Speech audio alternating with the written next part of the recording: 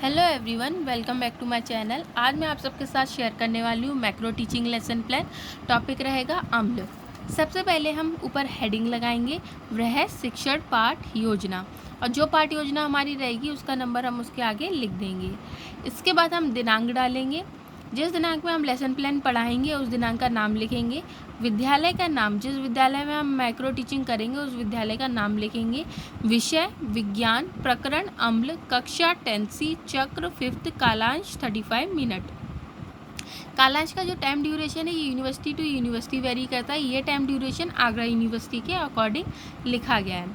इसके बाद हम 3 कॉलम बनाएंगे, शिक्षण बिंदु, शिक्षण उद्देश्य, विधि प्रविधि, सहायक शिक्षण सामग्री।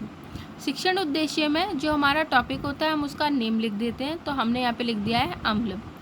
पहला, अब हम शिक्षण उद्देश्य में आएंगे तो पहला उद्देश्य रहेगा ज्ञानात्मक उद्देश्य।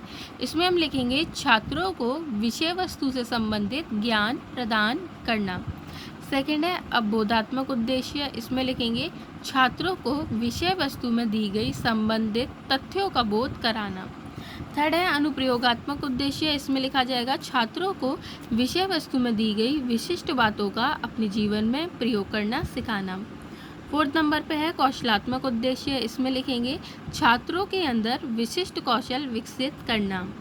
फिफ्थ पॉइंट है अभिवृत्त्यात्मक उद्देश्य। इसमें लिखा जाएगा छात्रों में विज्ञान विषय के प्रति सकारात्मक एवं वैज्ञानिक अभिवृद्धि उत्पन्न करना। 6 नंबर पे है अभिरुचियात्मक उद्देश्य। इसमें लिखा जाएगा छात्रों को विज्ञान विषय के अध्ययन के प्रति रुचि उत्पन्न करना।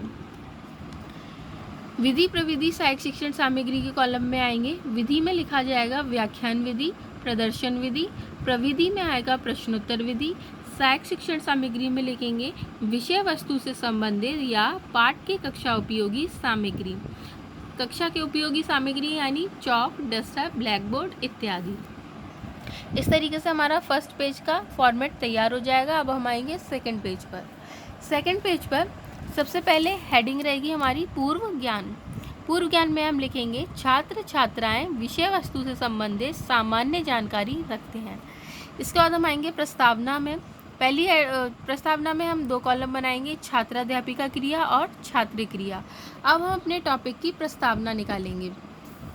पहला प्रश्न रहेगा छात्रों आप खाने में क्या क्या खाते हैं? तो बच्चे जवाब देंगे हम खाने में रोटी, सब्जी और फल खाते हैं। दूसरा क्वेश्चन अपनी पसंद की कुछ सब्जियों के नाम बताइए। तो उत्तर में आएगा आलू, टमाटर, नींबू, गोभी इत्यादि। तीसरा क्वेश्चन टमाटर नींबू का स्वाद कैसा होता है? तो बच्चे जवाब देंगे टमाटर और नींबू का स्वाद खट्टा होता है।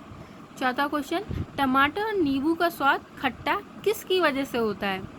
तो बच्चे अब यहाँ पर निरुत्तर हो जाएंगे और यही आपकी समस्या रहने वाली है। इसके बाद आप एक उद्देश्य कथन देंगे, उसमें लिखा जाएगा आज हम लोग अम्ल के बारे में अध्ययन करेंगे। इस तरीके से आपके सेकंड पेज का भी फॉर्मेट कंप्लीट हो जाएगा। अब हम आएंगे थर्ड पेज पर। थर्ड पेज पर सबसे पहले हेडिंग रहने वाली है प्रस्तुतिकरण। प्रस्तुतिकरण लिखने के बाद हम 3 कॉलम बनाएंगे। सबसे पहले रहेगा शिक्षण बिंदु, दूसरा अपेक्षित व्यवहार परिवर्तन, तीसरा छात्राध्यापिका कथन। शिक्षण बिंदु में हमारा जो प्रकरण रहता है हम उसी का नेम या मेंशन करते हैं, इधर लिखा जाएगा अम्ल। अपेक्षित व्यवहार परिवर्तन में देखें तो 6 परिवर्तन देखने को मिलेंगे। 1 बाय 1 हम सारे परिवर्तन देखते हैं। पहला परिवर्तन होगा ज्ञानात्मक उद्देश्य में। इसमें हम लिखेंगे छात्र छात्राएं पाठ से संबंधित ज्ञान प्राप्त कर सकेंगे। सेकंड अवबोधात्मक उद्देश्य। इसमें लिखा जाएगा छात्र छात्राएं विषय वस्तु से संबंधित विशिष्ट तथ्यों का बोध कर सकेंगे। थर्ड अनुप्रयोगात्मक उद्देश्य। इसमें हम लिखेंगे छात्र छात्राएं विषय वस्तु से संबंधित विशिष्ट ज्ञान का अपने जीवन में उपयोग कर सकेंगे। फोर्थ नंबर पे आएगा कौशलात्मक उद्देश्य। इसमें लिखेंगे छात्र छात्राओं ने विषय वस्तु के माध्यम से विशिष्ट कौशल विकसित कर सकेंगे। फिफ्थ नंबर पे है अभिवृत्त्यात्मक उद्देश्य। इसमें लिखेंगे छात्र छात्राओं में विज्ञान के प्रति सकारात्मक अभिवृद्धि उत्पन्न हो सकेगी। 6 नंबर और ये हमारा लास्ट व्यवहार परिवर्तन है, इसे हम देखेंगे अभिरुचियात्मक उद्देश्य, इसमें लिखा जाएगा छात्र छात्राओं में विषय के प्रति अभिरुचि उत्पन्न हो सकेगी। अब हम आएंगे नेक्स्ट कॉलम पे, जो है छात्राध्यापिका कथन। छात्राध्यापिका कथन के ठीक सामने होगा छात्र क्रिया, उसके बाद विधि प्रविधि सहायक शिक्षण सामग्री और फिर श्यामपट्ट कार्य। छात्राध्यापिका कथन में लिखेंगे, सबसे पहले रहेंगे विकासात्मक प्रश्न। पहला प्रश्न है, छात्रों कुछ खट्टे फलों के नाम बताइए। छात्र क्रिया में आएगा संतरा, अंगूर, पाइनएप्पल इत्यादि। विधि प्रविधि में प्रश्नोत्तर विधि आएगी, क्योंकि आप बच्चों से प्रश्न कर रहे हैं और बच्चे आपको उत्तर दे रहे हैं। सेकंड क्वेश्चन, अम्ल के बारे में आप क्या जानते हैं। छात्र क्रिया में बच्चे यहाँ पर निरुत्तर हो जाएंगे और यही आपका फिर छात्राध्यापिका कथन होगा। इसी के साथ साथ आप बच्चों को एसिड के बारे में समझाना स्टार्ट करेंगे। एसिड के बारे में बताएंगे, एसिड कहाँ पाया जाता है, एसिड किस किस में पाया जाता है और कौन कौन सा एसिड, क्योंकि हर किसी में अलग अलग एसिड पाया जाता है, आप वो सब बताएंगे। जब आप बच्चों को एक्सप्लेन कर रहे होंगे तो छात्र क्रिया वाले कॉलम में लिखा जाएगा छात्र छात्राएँ ध्यानपूर्वक सुनेंगे। विधि प्रविधि सहायक शिक्षण सामग्री के कॉलम में आप देख सकते हैं, एक आप TLM का उपयोग करेंगे सहायक शिक्षण सामग्री, और ऊपर लिखा जाएगा व्याख्यान प्रदर्शन विधि। व्याख्यान प्रदर्शन विधि इसलिए लिखा जाएगा क्योंकि अब आप अपने TLM को एक्सप्लेन करेंगे और प्रदर्शित करेंगे। इसमें आप देख सकते हैं कि कुछ एसिड के एग्जाम्पल हैं और उनमें कौन कौन से एसिड पाए जाते हैं वो लिखे गए हैं। पहला एग्जाम्पल है टी का। टी में कौन सा एसिड पाया जाता है, टैनिक एसिड। सेकेंड, गूसबेरी जिसे हम कहते हैं आंवला। आंवला में कौन सा एसिड पाया जाता है, एस्कॉर्बिक एसिड। तीसरा एग्जाम्पल है विनेगर का। विनेगर में कौन सा एसिड पाया जाता है, एसिटिक एसिड।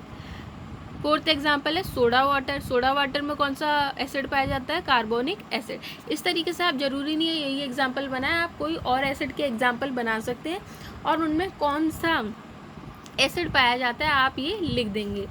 इसके बाद श्यामपट्ट कार्य, जब आप बच्चों को एसिड समझा रहे होंगे तो कुछ इंपॉर्टेंट टॉपिक्स होंगे जो इन्हें आप बोर्ड पर मेंशन करेंगे, उन्हें आप अपनी कॉपी अपनी फाइल पर श्यामपट्ट कार्य वाले कॉलम में एक ब्लैक कलर के पेपर पर पेस्ट कर देंगे, एक मिनिएचर फॉर्म, तो वो हो जाएगा आपका श्यामपट्ट कार्य। इसके साथ अब हम आएंगे एंड के पेजेस पर। जब आप बच्चों को छात्राध्यापिका कथन दे देंगे, जब आप बच्चों को अपना टॉपिक समझा देंगे तो उसे समझाने के बाद अब बच्चों को वो कितना समझ में आया है, अब आप उनसे कुछ बोधात्मक प्रश्न करेंगे। तो पहला प्रश्न है, अम्ल सामान्यतः किस में पाए जाते हैं। तो बच्चे जवाब देंगे, अम्ल सामान्यतः खट्टे पदार्थों में पाए जाते हैं। विधि प्रविधि के कॉलम में आएगा प्रश्नोत्तर विधि, क्योंकि अगेन आप यहाँ पे बच्चों से प्रश्न कर रहे हैं और बच्चे आपको उनके उत्तर दे रहे हैं। सेकंड क्वेश्चन, अम्ल किसे कहते हैं। बच्चे जवाब देंगे, अम्ल वह पदार्थ हैं जो जलीय विलयन में H3O+ आयन देते हैं। इसके बाद आएगा पुनरावर्ती कार्य। पुनरावर्ती कार्य में मैं आपको पहले भी बता चुकी हूँ अपने लेसन प्लान में, आप short answer type question, filling in the blanks, matching कुछ भी रख सकते हैं। इधर मैंने ट्रू फॉल्स रखे हैं।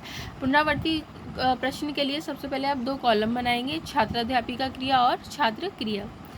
पहला प्रश्न है, अम्ल मीठे फलों में पाए जाते हैं। उत्तर गलत। सेकंड क्वेश्चन, अम्ल की पहचान लिटमस के प्रभाव से की जाती है। उत्तर सही। तीसरा क्वेश्चन, नींबू में साइट्रिक अम्ल पाया जाता है। उत्तर सही। फोर्थ, इमली में टार्टेरिक अम्ल पाया जाता है, तो उत्तर में आ जाएगा सही। फोर्थ नंबर पर रहेगा कक्षा कार्य एवं निरीक्षक कार्य। इसमें लिखेंगे छात्र अध्यापिका कक्षा कार्य का निरीक्षण करेंगे। फिफ्थ नंबर पे है गृह कार्य। अब बच्चों को कुछ इंटरेस्टिंग सा टॉपिक से रिलेटेड गृह कार्य देंगे, तो इसमें दिया गया है फलों में पाए जाने वाले अम्लों के नाम लिखिए। इसके डिफरेंट फ्रूट्स होते हैं, तो कुछ फल जो होते हैं वो खट्टे होते हैं, जैसे संतरा हो गया, गूसबेरी हो गया। तो अब इन सब में कौन कौन से एसिड पाए जाते हैं, अब उन सब की बच्चों को एक लिस्ट तैयार करनी है। इसके बाद पर्यवेक्षक टिप्पणी और पर्यवेक्षक हस्ताक्षर।